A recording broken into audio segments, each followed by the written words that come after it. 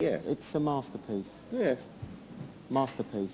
How did you find it getting up early to come in here this morning? It's something people are always asking me. They're always saying, how can you get up at 5 o'clock in the morning? I mean, do you find it easy? No, it's not easy, but there's another alarm clock that I have before I go to bed. If I think I've got to get up at 8 and I haven't got to bed till 2, then I'll spend the whole night sleeping thinking you've got to get up early and then get up perhaps earlier than I normally would. So it's just really, it's a tense attention that you have all night, really. Are you a sort of creature of habit that gets up and the first thing you do is have a cup of tea or dive into the bathroom? I mean, do you always get up and think, oh, first I must? Well, I get up and I think, shall I go back to bed? That's the first thing.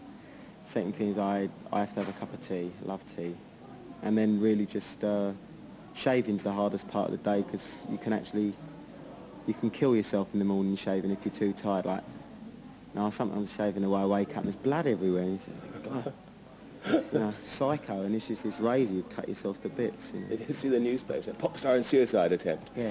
Cut shaving. Did you watch Top of the Pops? I asked Kate this earlier on Thursday for a different reason than Dexter's singing about Jockey Wilson said. No, I didn't see it, but I've heard about it. People have come to me and said, "Do you see Top of the Pops?" I said, "No." They go, "Oh, right, fine." And I, "What's the matter?" "Oh, nothing, it's fine." But I hear that the DJs had a crack at choreography, wasn't it? We didn't know that we were going to dance to it. They suddenly said, "Right, friend or foe," and we stood back and said, "No, you lot up there and dance." And it was embarrassing. And luckily they freeze-framed it to make it look good. Really? They did all the... Did all the bit. Oh, yeah. I have to watch out then. Listen, we were talking earlier about graphic design. Yeah. And I know maybe that's something that if you hadn't been what you are, you might well have gone into, or may well at some stage go back to. There are obviously a lot of young kids that would like to be somebody like Adamant or Shaking Stevens, but in reality will probably do something else. What about going into graphic design? I mean, is it a very daunting thing to think, oh, do I have to be a great artist? I mean, how do they go about it? Well, I think that primarily, in my experience, it's a case of there seems to be an attitude towards all the arts, music and drawing or painting, whereby I think parents sometimes get the idea that, oh, it's all right, but you'll get a real job one day, and also there seems to be a lot of careers information on being a scientist or being a kind of research engineer or something, but if you go into a careers officer and say, I'd like to be a graphic designer or I'd like to be a painter, it's like saying I want to be a brain surgeon. They just think it's, well, you should really get something serious going. And in fact, graphic design, when I studied it, I was able to get some help on where to apply. You have to write off to a lot of different colleges and you get a kind of catalogue of what goes on, which is very important. Visit a lot of them and then go down for an interview with your work. But I find that people think that drawing is a kind of pastime, but graphic designers are very, very hard-working people. I mean, I couldn't stand the pace. I think that's really why I now do it as part of my work, but very much as a hobby. Yes. It is very hard work. Before we go on to the music, very briefly, in a couple of words, can you tell us what a graphic designer is? Because a lot of people know the word, but what does it actually mean? Well, it's someone that will interpret an idea visually in order to sell a product of some sort, either a poster or a record cover is graphic design, because it involves lettering saying who the record is made by, giving some idea of the imagery that artist is trying to put over. And it's the same as a can of beans, really. There's a lot of science and a lot of work goes into that kind of thing. Okay, we're talking of record covers. We've got quite a few bits down here. There's lots of bits and pieces actually give away. If I can get this one in particular, it goes rolling away. This is my new record cover. And that's a new record cover, 24 oil colours. They're great, then. Wonderful. Now, that's to be given away. What that is what? That's oils, is it? I don't know what that is. That's cheating, really. Mustn't do that. Right. I bought some goodies down here, primarily from the video. Okay.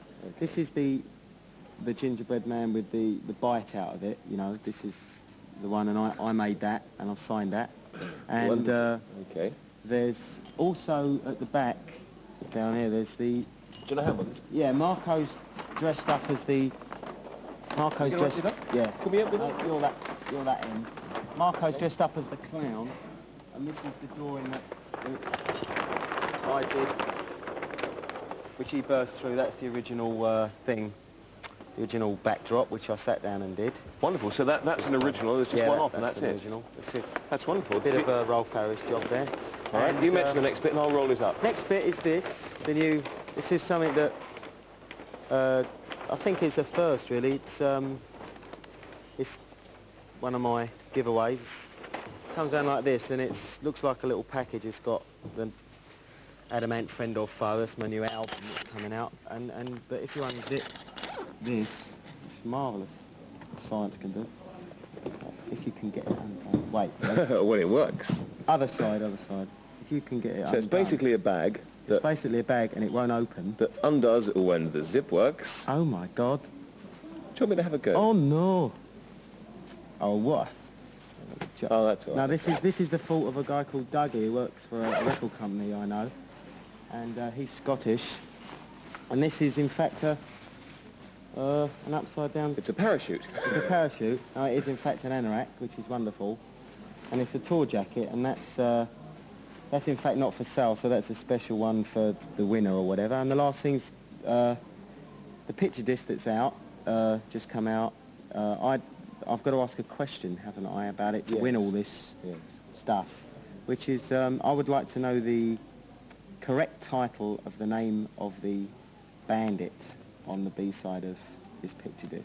The correct title of the name of the bandit. The name of the bandit on the B-side of this picture disc, because there's been lots of different spellings of it and what have you. There you are. You can win all those goodies just for that. The address is Saturday Superstore, BBC Television, London W12 8QT.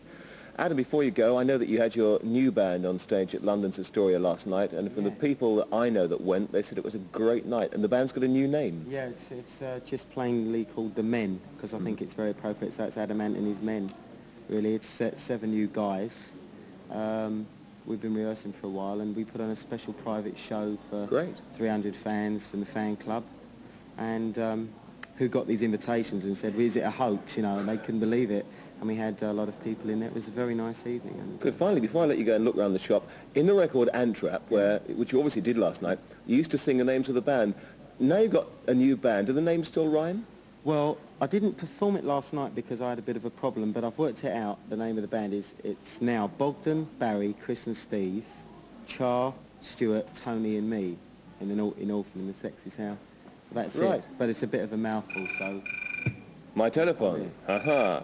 I'll let you go and have a look around the store while I do some work. All right. Thanks for coming in, Adam. Anyway, you can take some biscuits. Have some biscuits. Take one. See you later. A generous chef I am. That's Adam, man. Thank you very much.